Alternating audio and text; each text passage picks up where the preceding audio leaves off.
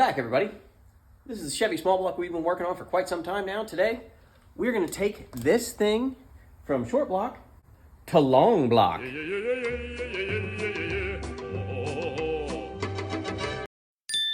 Got everything lined up to put all the valve train and cylinder heads back on. It's not going to run, it's not going to be complete, but it's going to be much closer than it is right now. I've been getting a lot of little jobs done, like making sure the head bolts are all cleaned up, soaking lifters to get all the air out of them, opening up a box of rockers. Got all the surfaces cleaned up on the block itself. Use some shop air to blow out all the cylinders, get all the dust, debris, anything that might be anywhere, all off of everything that might be anywhere. I think that makes sense.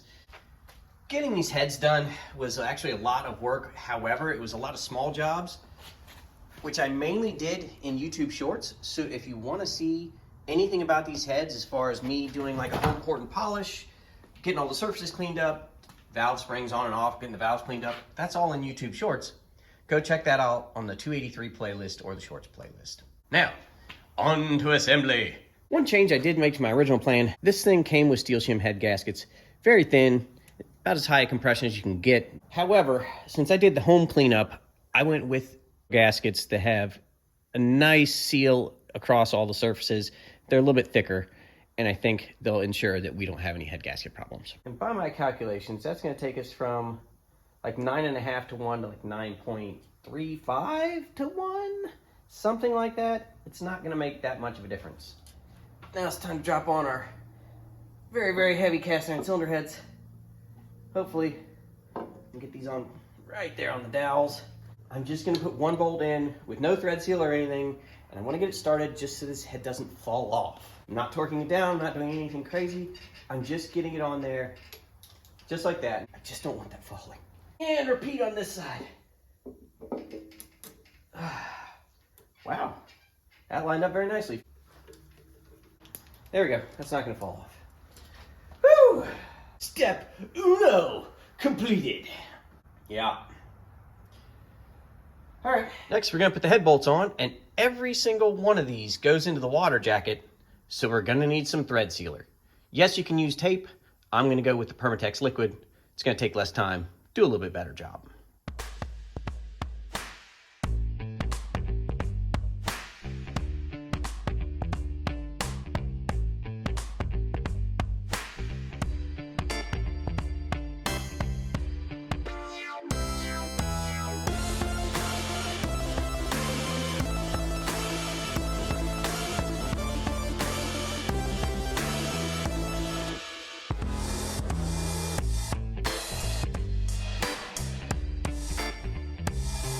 Back on, and now we got to torque them. All I did was run them down to the surface of the head with that battery powered drill. I believe it's 2 stages. I'm not sure. I'll look it up and I'll let you know in a second. I just looked it up and I was wrong. It's 3 steps, 25, then 45, then 65. And we're going to do the X pattern starting from the middle and working our way out, just like everything else.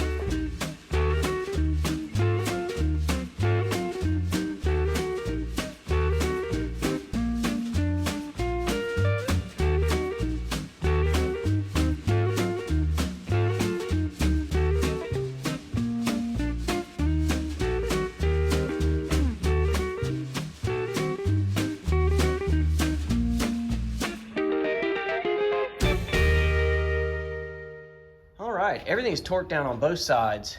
They're all at 65 and double checked. Next, lifters. Oil-soaked lifters. Black gold. Texas tea.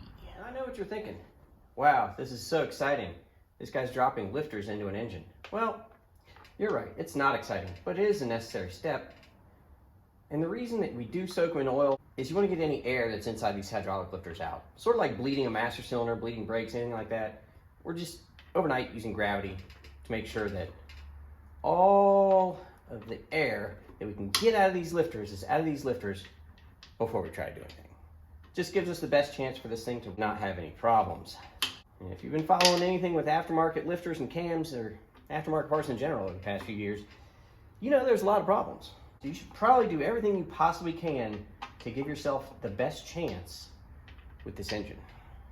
Next up, we've got to put our push rods in. This is the box we put them in when we took it apart. Intake and exhaust, 1 through 8. So we've got to remember This is 1 through 8, so I need to go intake and then all exhaust on the other one. Actually, in the grand scheme of things, it's probably wouldn't matter at all for our purposes. However, we are gonna try to do it right. There we go. Alrighty, push rods installed. You won't get anything this exciting on any other channel, that's for sure. Next up for this engine is rocker arms. If you remember, I'm going from the stock 1.5 rocker arms to a 1.6 ratio rocker arm. Doesn't matter where these go, as long as each stud gets one.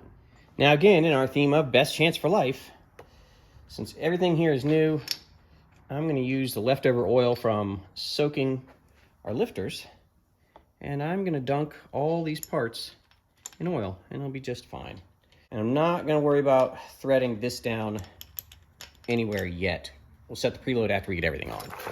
All right, rocker arms are back on both sides. Now what we've got to do is we've got to set the lash or the preload on all of these. And to do that, I sort of put the harmonic balancer back on just enough so we can turn this engine by hand. And the reason we need to turn that engine over when we do this is because you have to set each one of these when they are at the absolute minimum height on that lobe. Before we go into time lapse, I'll demonstrate for you on these two cylinders right here. I'm gonna turn it until one of these is moving. That's peak exhaust. Now we're gonna do the intake. Now, what we wanna do is we wanna take up all the play between the tip of this rocker and the face of that valve. Just listen. Now you can hear there's definitely play. So what we'll do, put this ratchet on here, keep trying to get noise, and slowly tighten this until you get no more noise. Right there. Now, after that, you want to turn this another predetermined amount. Some guys will tell you it's a half turn. Some guys will tell you 3/4. I'm going to go 3/4 because that's the way I've always done it. To get 3/4 of a turn out of it, it's pretty easy. Ratchet handle currently, straight up and down. And we want the ratchet handle to be facing this way. So just go all the way until it's right there. And there you go. That one is preloaded. And when you're done with this job, you should have just about the same amount of thread sticking out from this nut on all of your rocker arms. That's how you know that, be it too loose, too tight, or just right, you've at least been consistent. Now into time lapse. We've got some adjusting to do.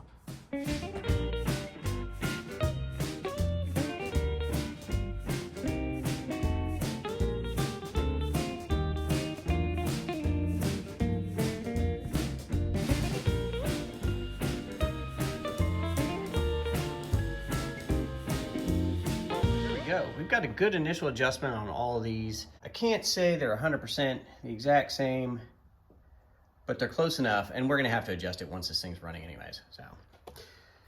That was a lot of work. And that is just about all we can accomplish on this thing today. We still have a lot of work to do, especially on this intake manifold and these exhaust manifolds. We've got a boatload of parts against the wall I haven't even looked at. And I've got a WC FB carburetor that the base is just fighting me on. So if anybody has a base for one of these, man, send me a message. I might need one. So like I said, that's gonna do it for today. Got a lot accomplished. Went from short block to long block. Now there's just still a ton of work to do. You know what they say, that last 20% takes 80% of the time. So I'll get some work done, and I'll see you next time.